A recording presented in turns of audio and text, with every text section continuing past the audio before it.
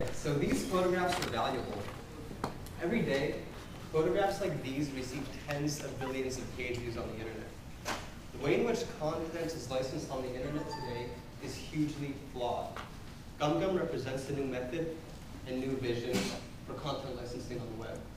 I'd like to briefly define some terminology as we'll be using it in this presentation. Content refers to photo, video, audio, and text.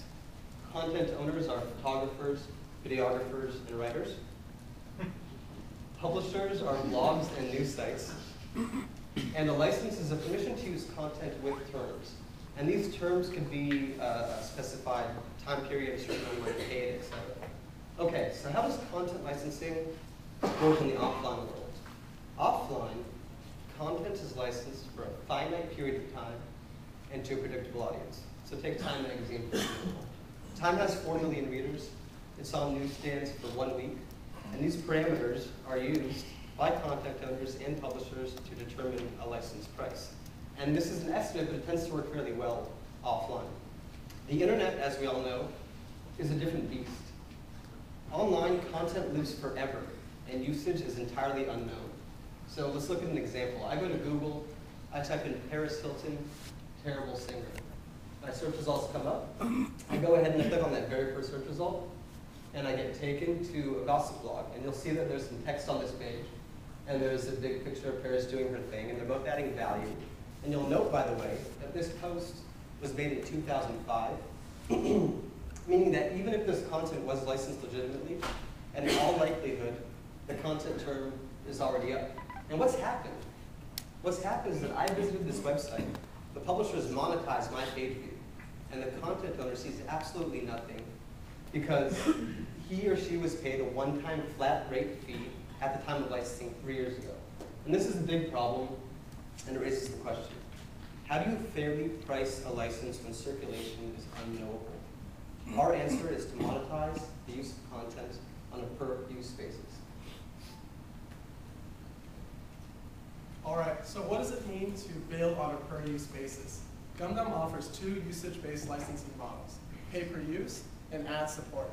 With the pay-per-use model, the content owner sets a cost per 1,000. The publisher then can license the content without paying any upfront fees. GumGum tracks the usage and bills on a CPM basis.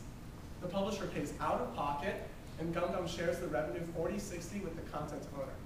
The second usage model is ad-supported. The publisher receives free and legal content in exchange for displaying an ad alongside the contents. So in addition to great free and legal content, the publisher is further incentivized by earning 20% of the ad revenue. So I just want to make one thing clear. GumGum is the only company to offer both pay-per-use and ad-supported licensing models. So how do we make this work? Less than 90 days ago, we launched the first version of GumGum. Similar to other companies in our space, Picap, Mochila, and Voxens, we utilize widget technology. So what does that mean? That means we act as a central source for content. We aggregate, host, and distribute the content via widgets. So a publisher will come to GumGum or Picap and grab a unique embed code for each piece of content. So there are pros and cons to this approach. The pro is we have control over the content.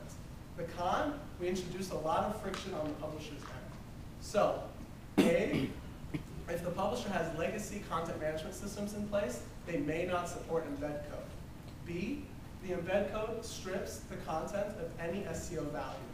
C, if the publisher wants more flexibility with the content, if they want to resize it, crop it, edit it, or match it up, they can't easily do that. D, because we're a centralized source, the content owner is giving up the brand identity, their sales relationships, and their user experience. And lastly, but most importantly, because we are central source, hosting and distributing the content, if we are slow or if Picap servers go down, the publisher's end user is directly affected in the content we display. So what's next?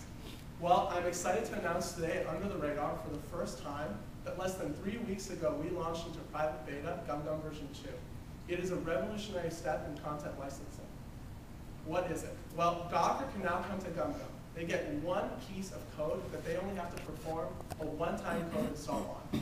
From that point moving forward, they can go to the Associated Press, they can go to Getty, grab the content directly. They can grab as much as they want: video, photography, audio, text, and they can publish it with full flexibility.